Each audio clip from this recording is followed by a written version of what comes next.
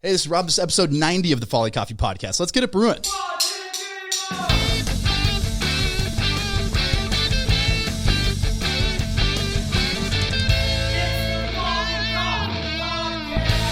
All right. I am very excited about this episode. We've been working on a few months of freeing up some time in your busy schedule, but I'm here with Chef David Fhima of, let's go through the list here, Executive Chef of the Minnesota Timberwolves and Lynx, which on its own might be the coolest title ever. You're founder and executive chef at Fhima's Minneapolis, Artisans Spice Catering, Mother Dough Bakery. You're a partner at the North Stands. That's how we got connected on the collaboration coffee that we did. And also Jason DeRusha top 5 Instagram follow for chefs in the Twin Cities. Jason DeRusha is one of my favorites, so I was pleased to see you on that list. So thank you for coming in today. It's so good to be here. Thank you so much for having me. So I was reading that you were born in Casablanca, Morocco. From there, you went to London, to Paris, to LA, and somehow ended up in Minneapolis, Minnesota. I would love to hear the story of how did you go from each location and what brought you to now to be one of Minnesota's finest? It's the rated G version of the story. Your awesome coffee would be great for it. The rated R version, we need some really hard liquor for it. It's life has a way of taking you where it wants you to go. So whatever tracks you put out for yourself, if you're lucky to put them out, just know that somebody else, the universe, whoever makes you want to be a good human being, whatever that is, has a different track for you. And if 30% of the tracks align, you're in a great shape. I was born in Casablanca to a Spanish Moroccan Jewish mother, Sicilian father. I'm one of 17 brothers and sisters. I was sent out to a boarding school. I was 7 years old in London. I think my parents, neither my dad or mom knew how to read or write. Neither of them ever drove a car. And so their dream was for me to be able to read, was for me to be able to get an education. So they sent me at a very young, tender age to a boarding school in London. From London, I went to Paris. And it's amazing that you remember this stuff because I have to sort of go, okay, well, how was that trajectory? From Paris, I went to Strasbourg. From Strasbourg, I went to Geneva to LA to Minneapolis, and 22 countries in between. I was not really jet setting. I was being kicked out of schools. I was a good person with bad behavior, searching to be a good person with a good behavior. I came to Minneapolis almost 30 years ago.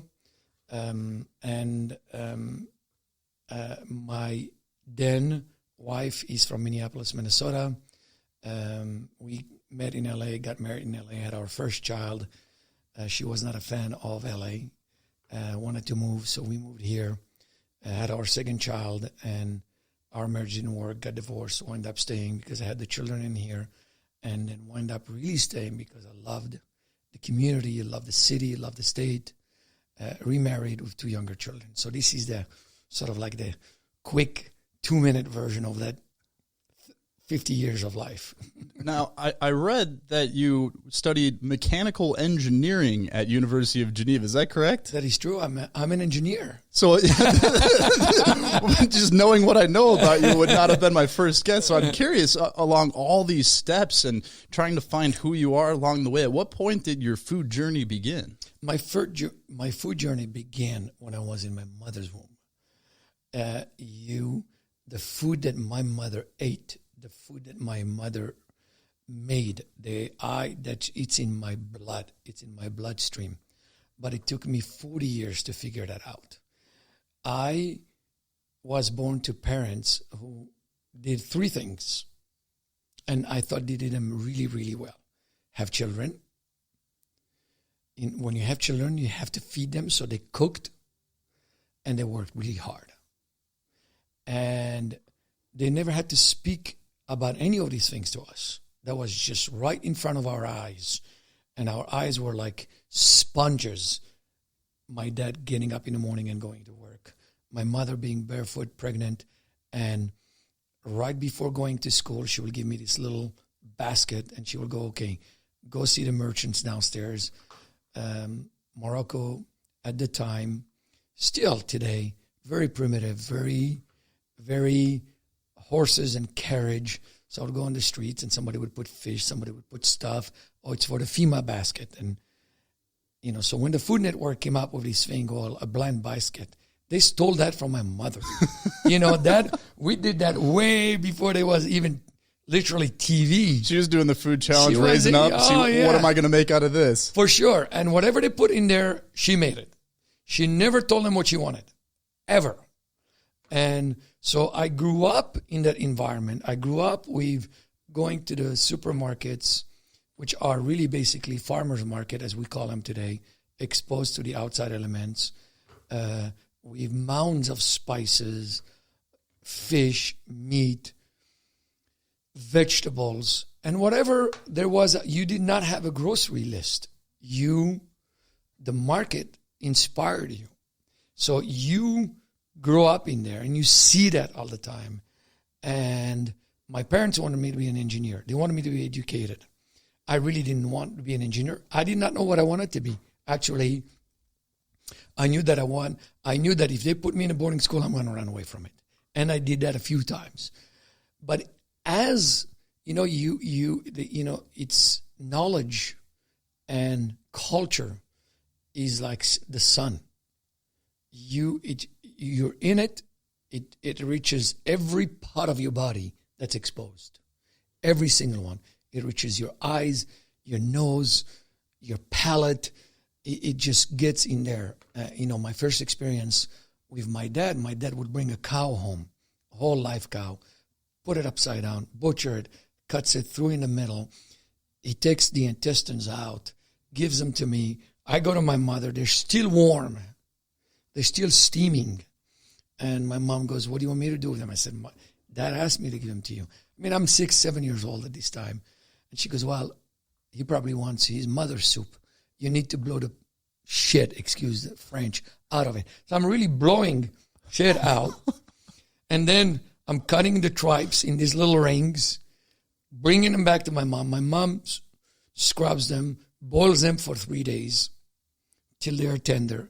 And then my grandmother makes this spicy tomato Sicilian soup, stew tripe, that if you put a spoon in it and you close your eyes and you put it in your mouth, you think you're eating the spiciest butter you've ever had in your life. Amazing. So imagine being like injected with this stuff. And so it just gets in there. While I was going to different schools, my parents didn't have any money. But I didn't know that. I never thought of wealth at the time. It's pretty weird. And I think that's really the greatest gift my parents have ever given me, is not thinking of wealth. And I still don't, which is a problem, because if you have it, you're not paying attention to it and you lose it. So I was while going to school, worked at restaurants, part-time.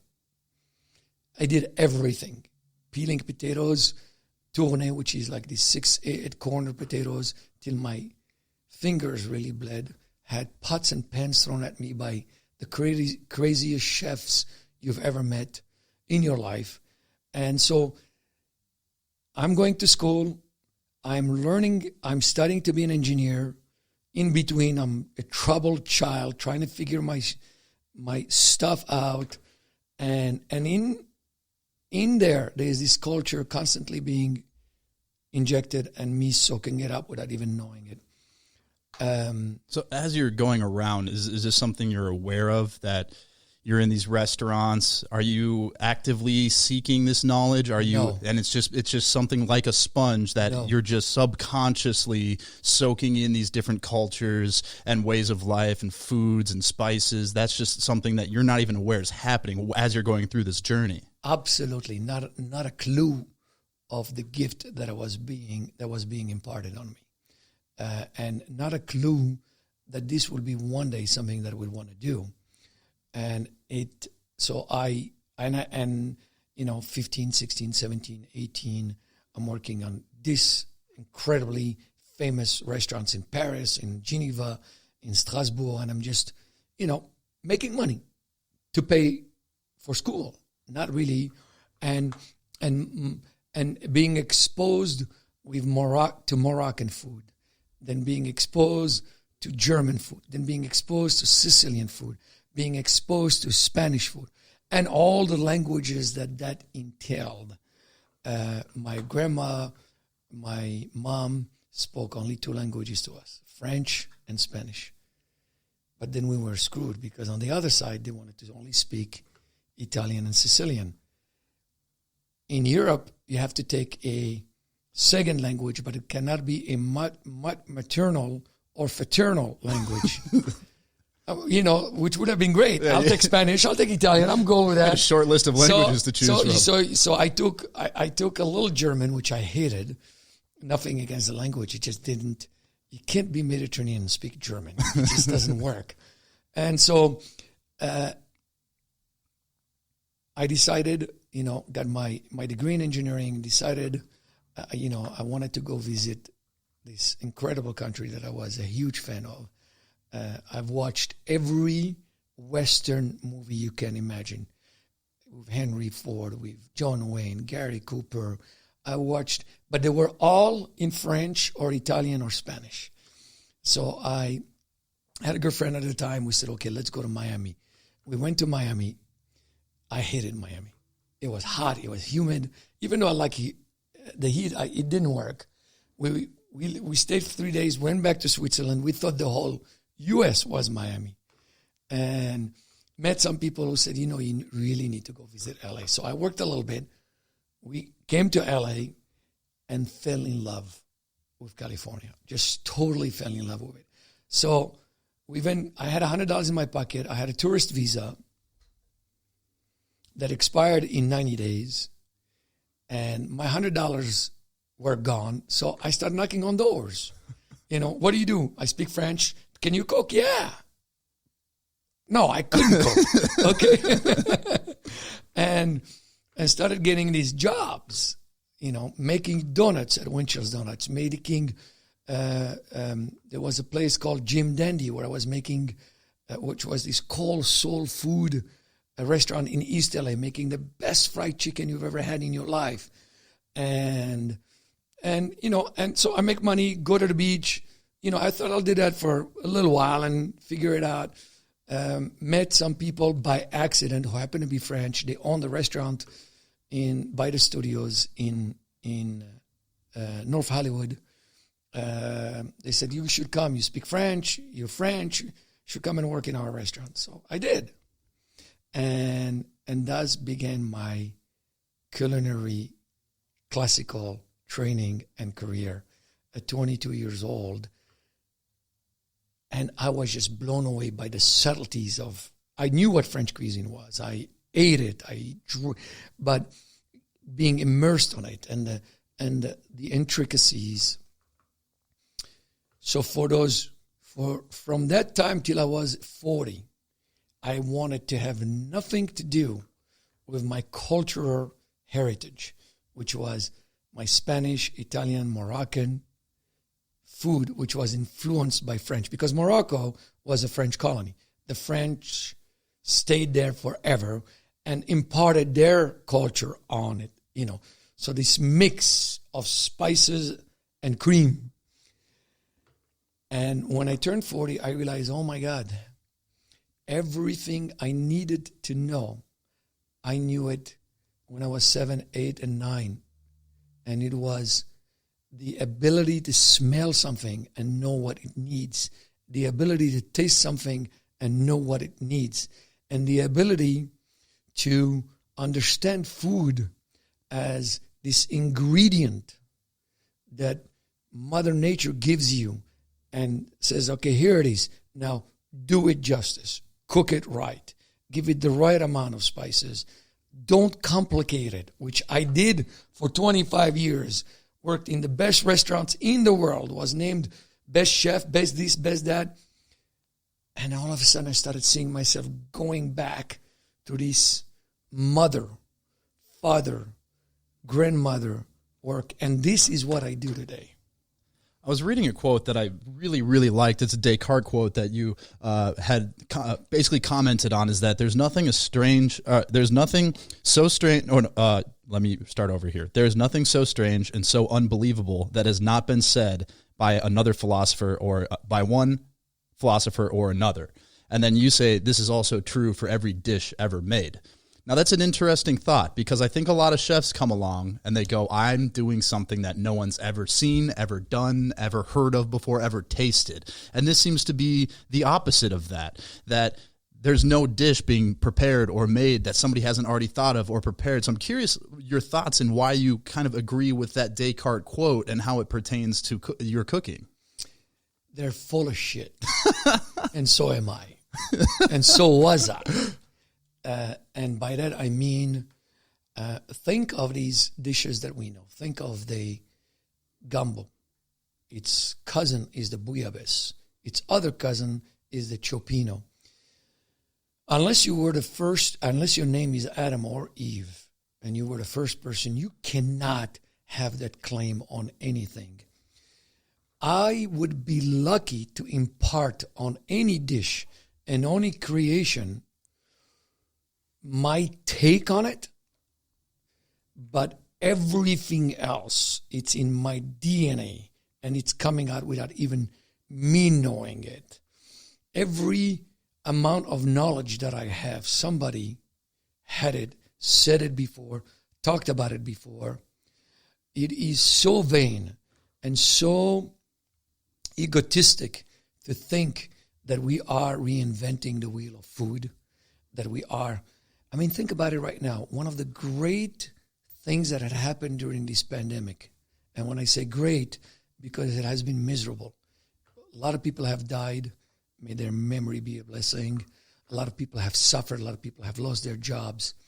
But we have touched, this pandemic has touched a raw nerve. It has brought back the basics. People are cooking.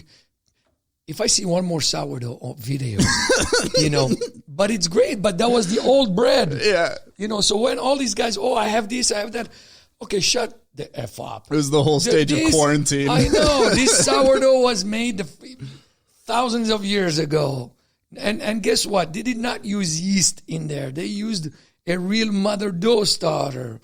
And when people are making their pastas and all, we are back to basics. But I wish I had a different word for the word basics. I wish I had a word that says we're back to how we're supposed to be living, how we're supposed to be cooking, how we're supposed to be eating. Yeah, the antithesis to the hyper processing of food that... Absolutely. It's almost like people got so excited that they made bread, is because if you've never made bread before, you've only bought it in loaves at the store, to actually see it being made and then to taste fresh bread for maybe one of the first times in your life that you cooked, and to have that full connection with what you're doing, it almost speaks to the disconnection there is in food. You're absolutely right. And in the food supply chain. And you see it when people get really excited about it. And it's funny to see someone like yourself who is a cook and people who are in the food world. And you see that people getting so excited about bread, and you're going, that's what we're trying to get. That's what we're trying to do over here and have been doing. But it's almost because everything's been so hyper processed and made efficient, and it's always just what's the easiest way to get things done, that's what people think is bread. When I love the recent article that came out about in Ireland, they don't consider the bread that Subway uses to be bread anymore because they've put so much sugar in it. So good. And so I loved seeing that, because it just raises this awareness that you go, bread should be 4 ingredients, and anything extra beyond that is being added for a reason that isn't for making bread. It's to make money. Yep. And so I think that's part of the reason. And I agree with you. I don't know if basic is the right word. It's almost like just how it should be, almost instinctual. But to see people get so excited just shines a light on this disconnect between real food and what people are used to. You put it better than I ever could. You're absolutely right. What we have managed, the issue with how we're living is not that we don't have the talent. It's not that we don't have the time. is that we don't take the time to utilize our talents. That is the biggest thing.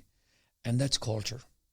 Culture is, it's anti-being lazy. It's anti-inspiring for more knowledge. It's anti-cutting corners. Culture, it means there is a way to do it. And it's been done like that forever. And we, during this pandemic, we have been reculturized. I don't know if it's a proper word, but we have gotten a dose of culture, the culture of making it right, understanding that it takes time to make it right, but boy, is it worth it. And more importantly, is that storytelling piece of it. You and I are sharing this cup of coffee right now, and this cup of coffee is my reminder. This great coffee is my reminder of our get-together right now. The pasta, that sourdough, whatever it is that people made. And I think we're saying that. I've done dishes that blew my own mind. But that's all they did. It blew my own mind that I was able to do this molecular stuff, but I did not eat them. I wouldn't eat them. They had no substance. This culture that we have gotten as chefs where style mattered before substance is, I hope, going to be lost permanently. So my vow, my personal vow, is I'm going to be one of those guys to do that. I don't care who follows. I don't care who does it. But it's not like I'm reinventing it. This is what we used to do. You know, my mother never, think about it. She would make the bread at night, let it sit in a cool spot to rise overnight because there was no proofing. There was no instant yeast. It was a starter dough. I would take it to a communal oven. So this is a huge oven. And they would mark the pan, and then the oven goes in there. It goes into the oven. And then after school, I come back, pick up the bread, bring it home at night. So, and this is one of the poorest countries in the world. You cannot tell me, with all that we have at home and with all the resources that we have, that we still need to cut corners, that we still don't make the time to do things right. That just blows my mind. Well, how am I supposed to get my 3 hours of Netflix in a night if I'm making bread all the time? Well, I think you can. Well, and that's the funny thing is that the quarantine almost placed this pause button on things where all of a sudden there's so many things to do all the time that something like making bread in the past has been like, well, I just don't have the time for that. I've got too much going on. I've got to be in too many places. There's all these things going on. And then all of a sudden people had this vacuum of time. They go, I'm actually bored. I've the running joke, I've watched all of Netflix. Now what? And then people start doing this and realizing this connection. And I really like the quote that I was reading of yours that you'll never learn from those who share the same values. And ironically, the quarantine and COVID almost made everybody confront their own values and kind of assess what their life was. And you're starting to see this inner conflict of people and having to sort through that. But I'm curious what you mean by you'll never learn from those that you share their values. Because in theory, you're probably around people that you share value. You're probably attracted to, but even platonically, to people that share your values. So what do you mean by that quote? Well, during the pandemic, our city got hit really hard with the biggest injustice during the George Floyd murder. And it has exposed a lot of things in us. What it also exposed a lot, and this political climate in the last 4 years, I love this country to death. I really do. I consider it my home. I'm in awe, and I don't think there is a better country in the world. I'm just, I have that argument with my other siblings all the time.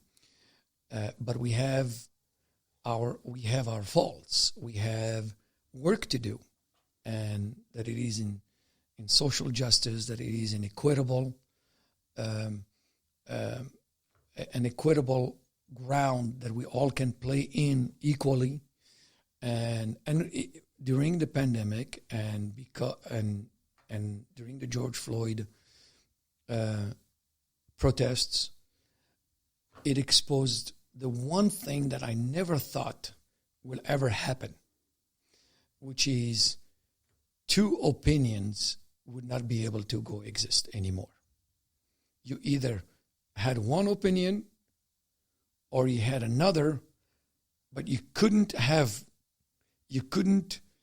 two people holding hands with two different opinions. It's like this. You have to pick a team. Which side you have to on pick now? A team, and that is the most of damaging things that I think we have encountered. And I happen to think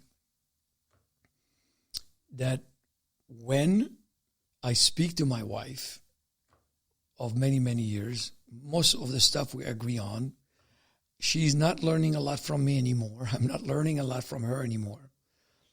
But we both are learning so much from our young children. And those are the conversations I want to have. What has happened is that we are afraid to say our truth to a group that may disagree with us because we are going to be either canceled, we're not going to be agreed on.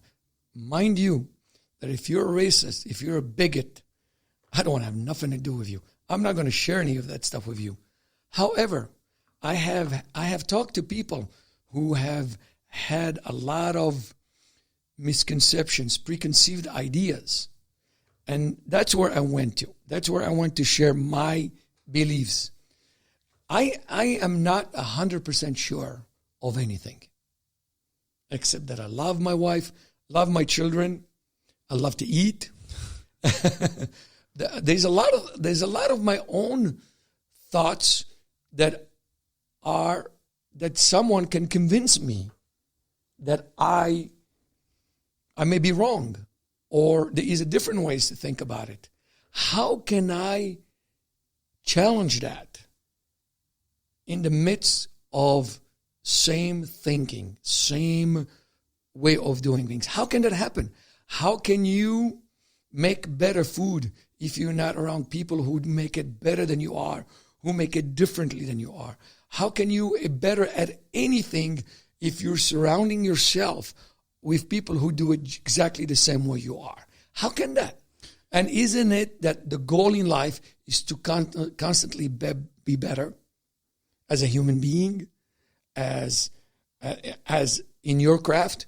So that is really what that quote for me really signifies. And it's funny you said that, because I've said this before on this podcast. It's like, I love having my mind changed. And I don't know if it's social media and there's just that things are documented and any opinion you've ever stated or put down is almost permanent in a way that people feel like they can't change their mind, or that they'll be labeled as a flip-flopper, or that, you're a liar, or you're contradicting yourself. But it's like, I don't want to be 20-year-old Rob. That guy is a totally different person. And it's like, as you grow, you don't realize that you know more. You realize that there's way more that you don't know. Oh, for sure. And it almost seems like there's this disconnect between your opinions and your intention. And intention is taken out of all these conversations, whether it's cancel culture or whether it's like which side you're on. Is two people can have opposite opinions but good intention. And so what happened to being able to have that conversation with good intention and just come to the result that we have differing opinions, but we're both good intentions, so those are allowed to kind of live in the same space. It's an issue that you go, I don't know where it started or how it started, and we got to this point, but I think you hit the nail on the head that it's almost not allowed anymore, that you can't differ on any list of opinions without being seen as the extreme labels that people place on things. And so I want to shift the conversation here. Sure. So let's go to when you uproot from LA, where you've been you said from 22 to my early 30s. So your early 30s. So you've been there about 10 years. Mm-hmm. developing a reputation, building connections, a network of people in these high-end dining establishments in some of the best restaurants in the world, to uprooting to Minnesota. What was that change like, and what were some of the first things you did when you landed in Minnesota? You know, I mean, I know we're changing topics, but it's really almost the same topics. Like I said to you in the beginning, I never thought of wealth. And so when you don't think of wealth, you're not much impressed by anything. So working in restaurants where Johnny Carson was in every night, and where Gregory Peck was in, where working in restaurants where Rod Stewart was in, where all this cast of Nuts Landing in Dallas, doing the Oscar parties with Wolfgang Puck before he was Wolfgang Puck. He was working at Ma Maison at the time. Before celebrity chefs as we know it, that was at the time of The Lifestyle of the Rich and Famous by Robin Leach. I was one of the first persons on these shows. And working in all that environment, none of us ever noticed that there was something surreal about this Hollywood thing. And it never really got to my head. We're working, we're catering to this cream of the crop, but, we still refuse to make a steak for them that were well done. I did change philosophically. My philosophy today is that if you want me to make your food a certain way, and then you enjoy that, then I did a good job. That's the definition of a chef.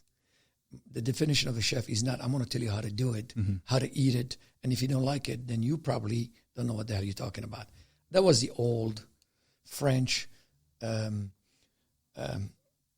ignorant way. So that move from LA to Minnesota was probably one of the best things that ever happened to me. It saved my life, literally. I went from a very vain life where we thought we were untouchables, that everything we did floated on water and everything was amazing, hanging out with the wrong crowds and thinking they were the right crowds. And there's nothing worse than that. When you know what you know is good. When you don't know what you know, that's bad.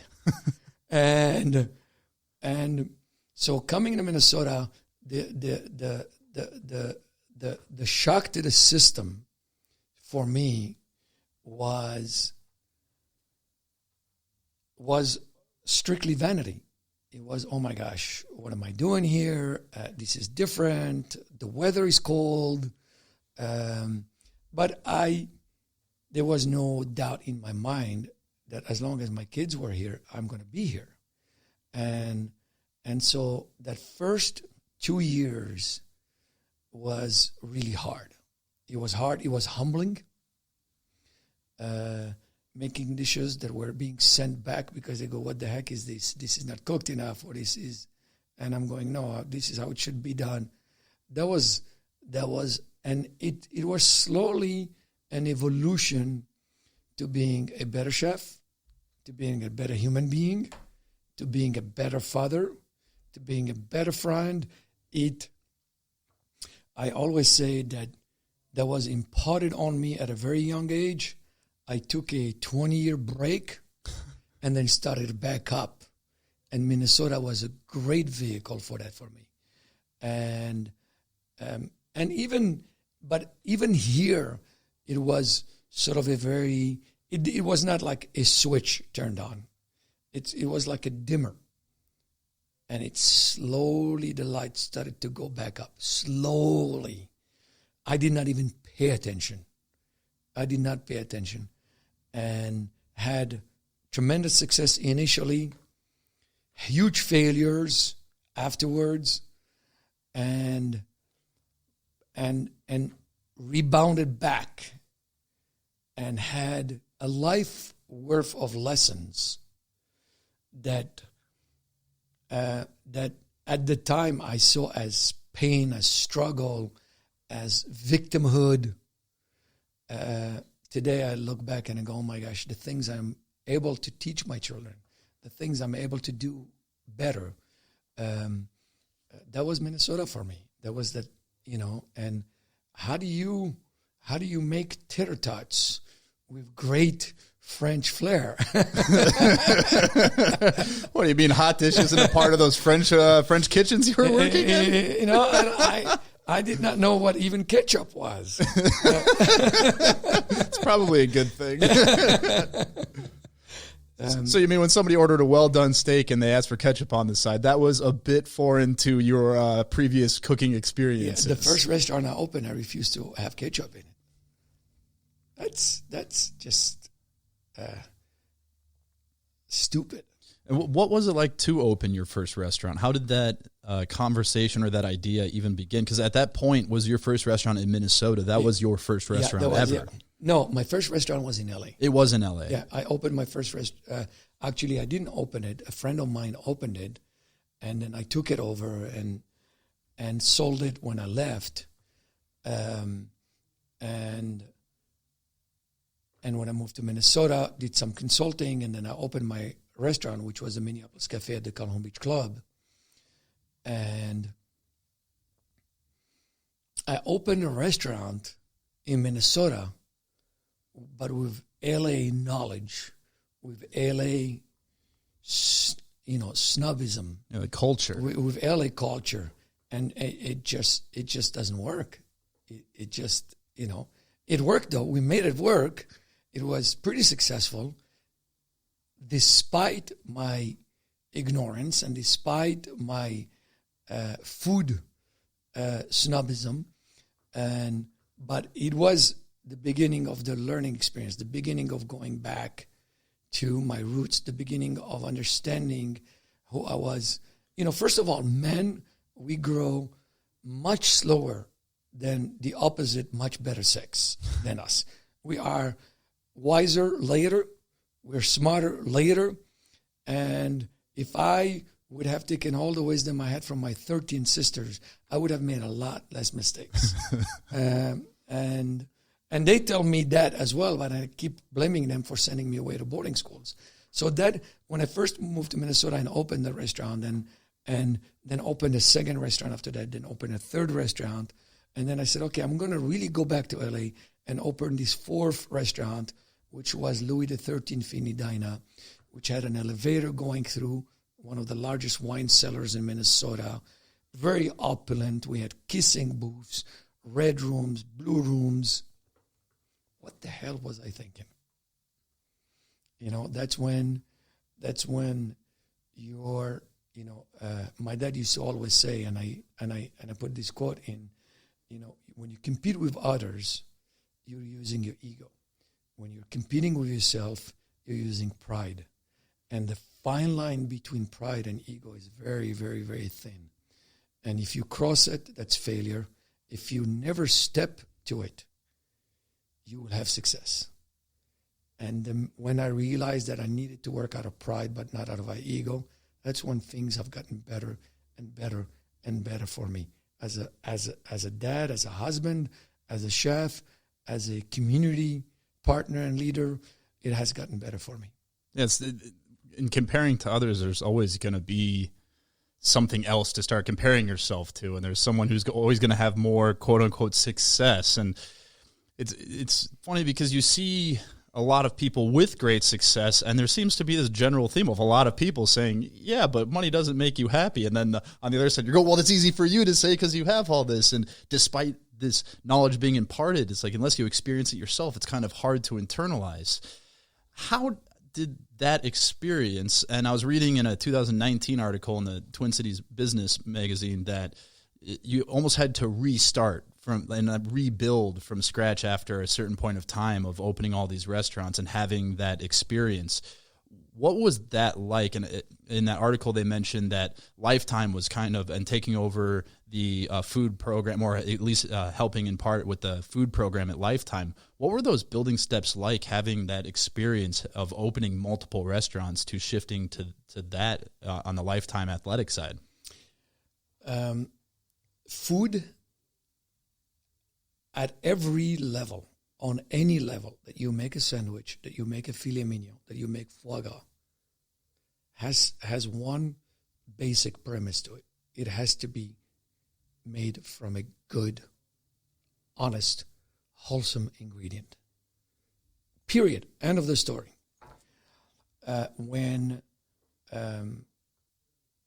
Throughout my career, I have met so many people, so blessed with so many people. And one of them was, when I first moved to Minnesota, I befriended who is now the CEO and owner of Lifetime Fitness, Brahma Karate.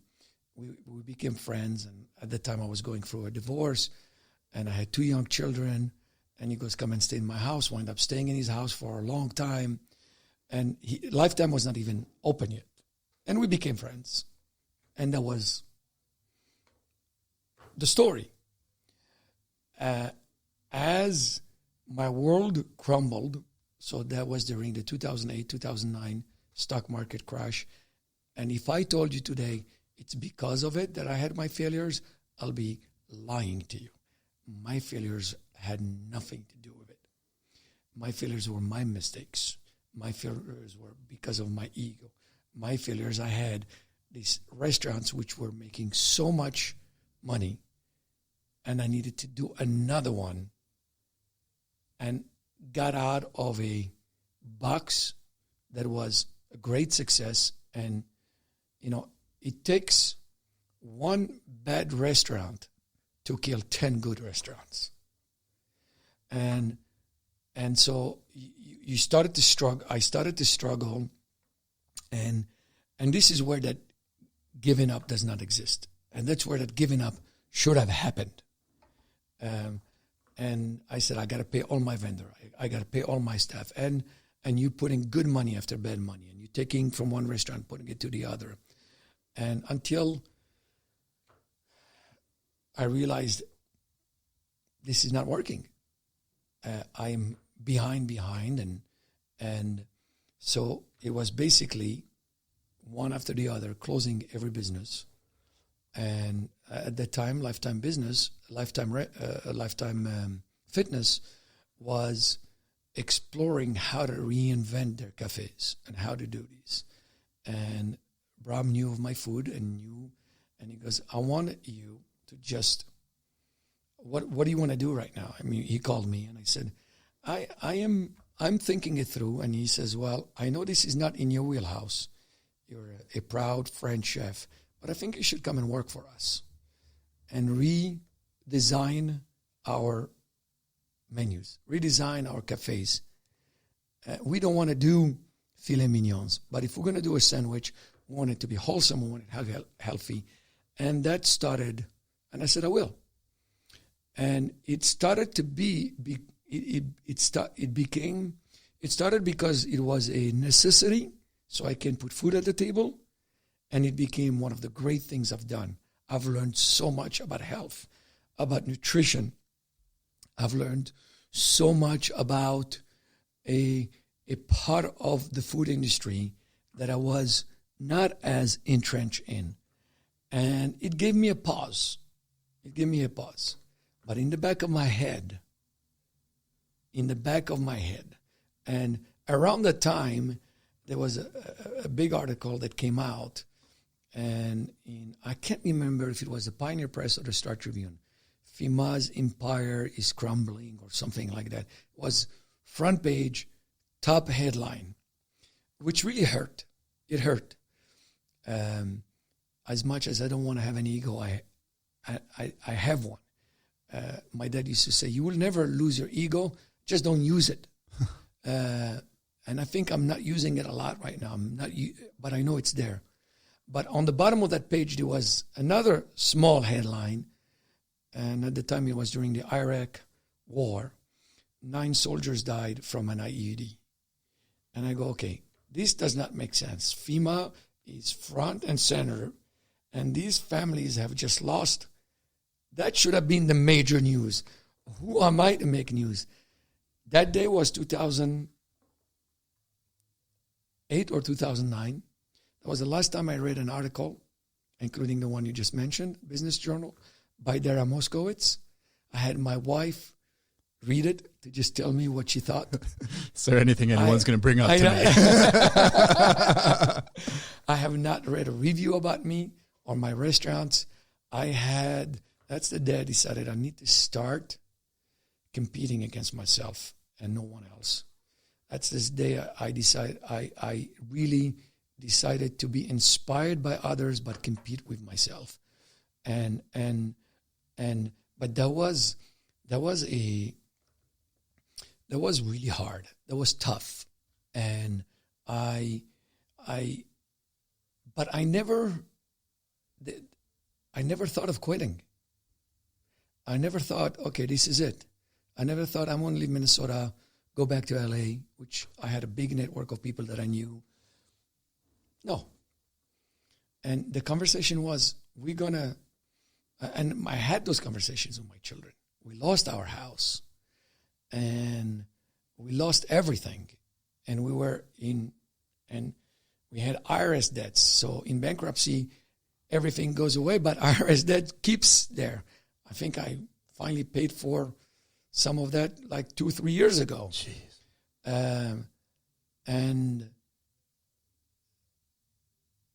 But it motivated me.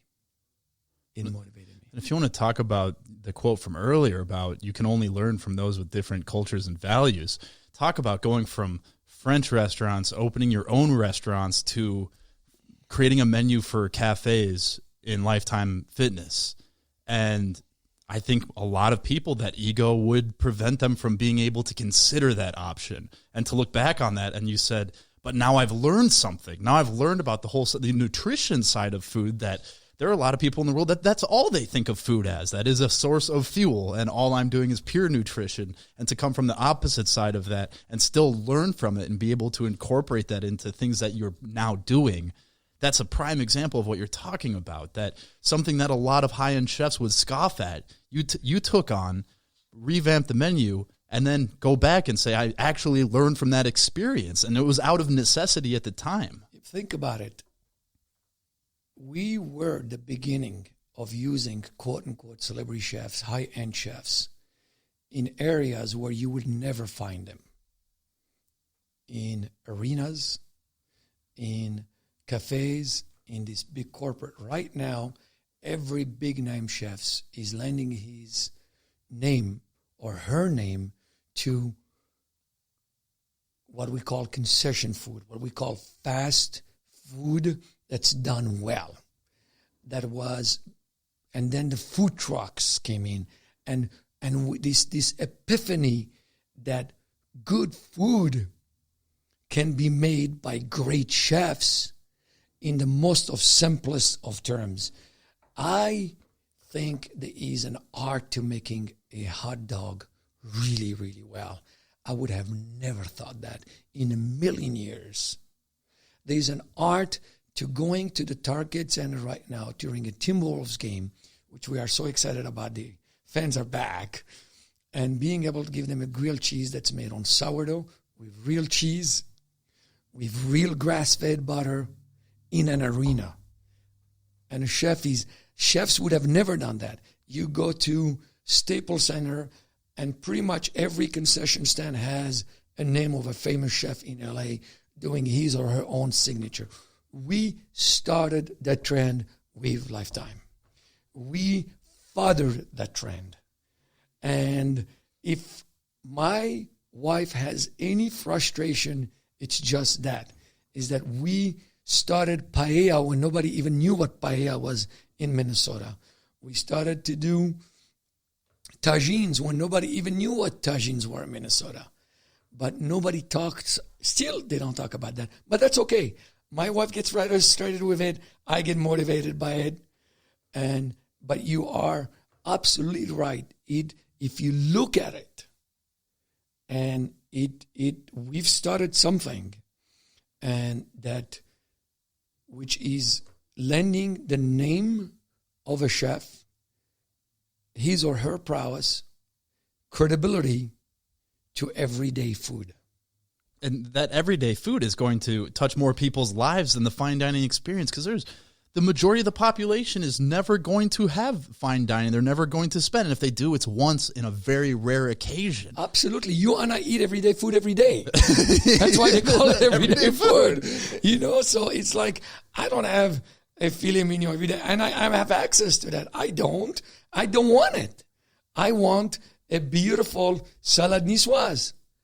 Well, we did that at Lifetime. I want a quinoa salad.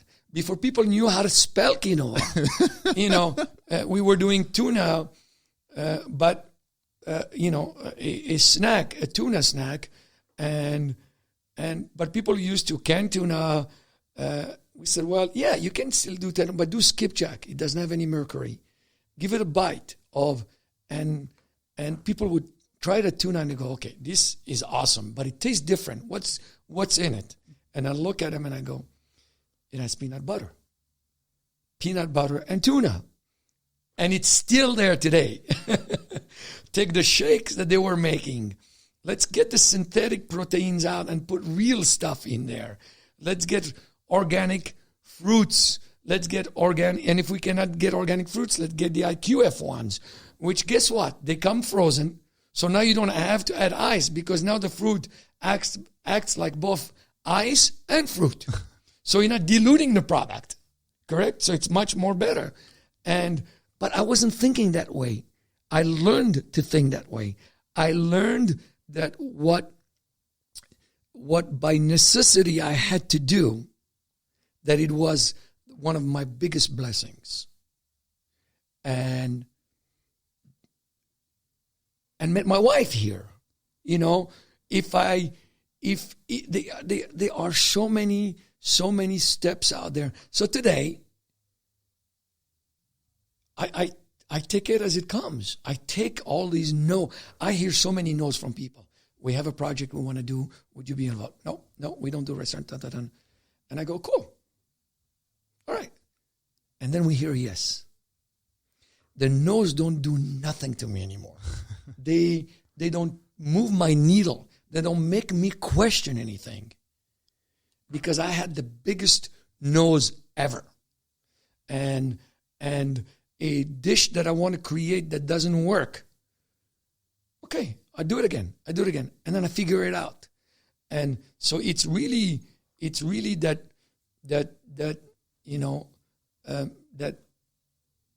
but that was inbred.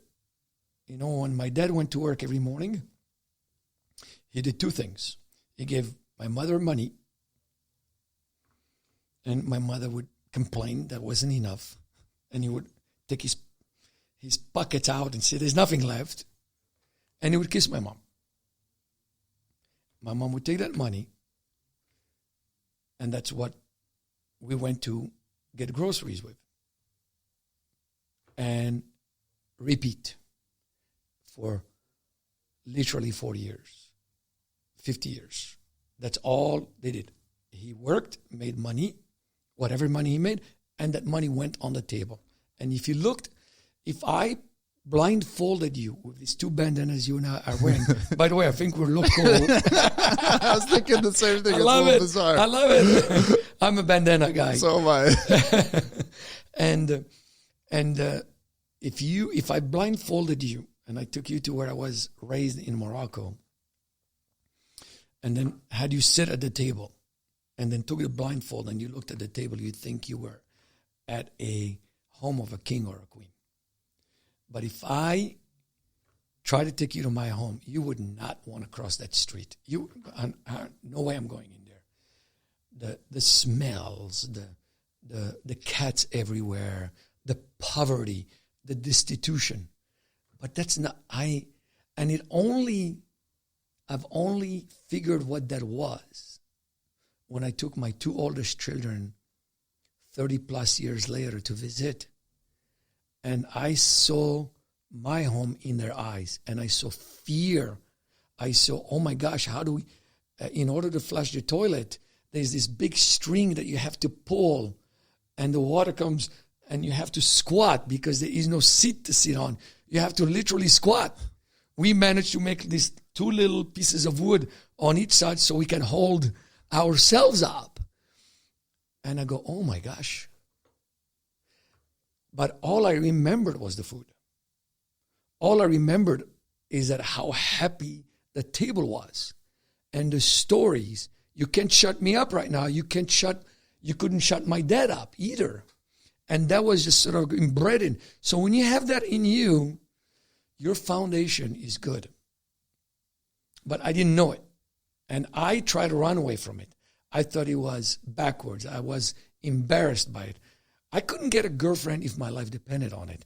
I smelled like, if I had a headache, my mom would put garlic and spices in my ear. So I go to school, get that thing away from us. The tribes, my dad was in the leather business. I don't know if you've ever visited a tannery. It's the smelliest place on earth. So we were in all of that stuff, and then take my kids there, come back, and we have these conversations. When we needed to take a bath, my mom would have to we'll go in the bathtub. There was no hot water from the faucets. She would boil water, but not in gas because we didn't have any gas. We had a little propane, but that was used for emergency. It would sit in a charcoal. So you'd put that thing on charcoal for 3 hours, it's hot, and then we should pour it. So my toes would be scalded and my hair would be ice cold, And then that water was used for my sister. And then keep on going and going. And so I was lucky to be the first male, but my older sisters already left. So I'm trying to teach, and that once in a while occasion we will go to the Turkish bath every Friday. That was amazing. And so I took my kids over there. And so you see your own experiences through your kids' eyes, and then you see a totally different movie. You have a different narrative, and you go, shit, we were poor. But that word was never talked about, was never spoken. And so that is in you. And so when you come to this country and you have all the success, and in the worst of times, was not even close to how I was brought up. Bring it. I am in the ring. You do not lose the fight unless somebody gets you out of the ring. And you can get me out of the ring of life. The day you get me out of that ring is the day God, the universe, called my name, and it's my time to go. At that point, who cares? I love it. I don't know if there's a better way to end the episode than that right there, but I did just want to say the work that you did when the pandemic hit, and there needed to be a voice or a group of voices within the restaurant industry because, as a small business owner, I think I faced this too, is you saw the unemployment checks come through for people working, and then you saw a lot of companies were able to stay in business, but the food industry seemed to be disproportionately affected because there are a lot of people that are chefs, restaurant owners of independent restaurants just hit so much harder than so many other aspects of it when they literally had to close down what they were doing. And whether it's your work at the North Stands, which was who we collaborated on the coffee to be able to get funds over there, which don't worry, those are coming through this week. It's all good. Collecting up checks from 9 roasters has proven a bit more difficult than possible, but those are coming through. Good. And the just even the voice that you're providing to working with the state and saying, this is the situation, this is what we need. Something as simple as if we don't have to pay rent, that's a world of difference. That being able to provide that restaurant industry voice, I think, was really impactful. And so I know you say you don't read articles, but just those articles coming out that the community can read and see this other side. And during a time where so many people were in their own world because things were so confusing, to be able to have at least some sympathy and the support needed that restaurants had to have to come through, I think was huge. And I was really excited for today's episode. I think my biggest conclusion is just that, you're way, way cooler than me. I'm sitting here. No, that's not true. I'm sitting here with just my jaw on the ground. Just like, oh man. It's like, where'd you grow up? I was like, about 15 minutes that way. But to be able to sit and hear your perspective through everything you've been through is very valuable to someone like me. That and the word humbling, if anyone knows me well, they know my personal biggest pet peeve is the misuse of the word humbling. People use it when they accept awards. People use it when they land a great job. People land it when they receive a congratulations. I'm just so humbled. You know, that's the opposite. And the way you used it is like, that is humbling. That is to go from a position that you're on fire, you're opening restaurant after restaurant, to have to reset and still have that mindset that, yeah, things are hard and I may have to make some decisions out of necessity, but I love that aspect of, I'm in the ring, you're never going to get me out of the ring. And that is such a wise way to view things, that it's like the ring is always going to be there. It's kind of your choice if you're going to stay in it or not. And the playing field may level up or down, but if you're willing to stay in that ring, there's always an opportunity that can be pursued. Thank you so much. I mean, it's so good to be able to talk to you about this stuff. And, you know, the one thing about the North Stands and the work that you have led, all these roasters, incredible work to help our community. 90% of the meals that people in the restaurant industry eat happen to be at the restaurant. So when those restaurants closed, they now see their grocery bill that they never even budgeted for. And then unemployment and all of that, and you know, partners that at the North Stands, the people who've created the North Stands, myself, are incredible people. I am in awe. I follow their lead. I want to continue doing this work. But a platform that I'm given, it's my responsibility to use it to do better and to help people where I can. And I am, with all of those and with all of that and with all those ideas, at the end of the day, the community stepped up. The community donated the money. The community made it work. We were, you know, it's just an idea, but without the community, it's worth nothing. You are the community. You are part of this idea. So thank you so much for that. Thank you so much for having me today. Thank you so much for allowing me to tell some of this story, you know, that, you know, reminds me of that I have a lot more work to do, and I'm going to do it. It was a pleasure having you on today. I will end it like I end every other episode and say, have a nice day.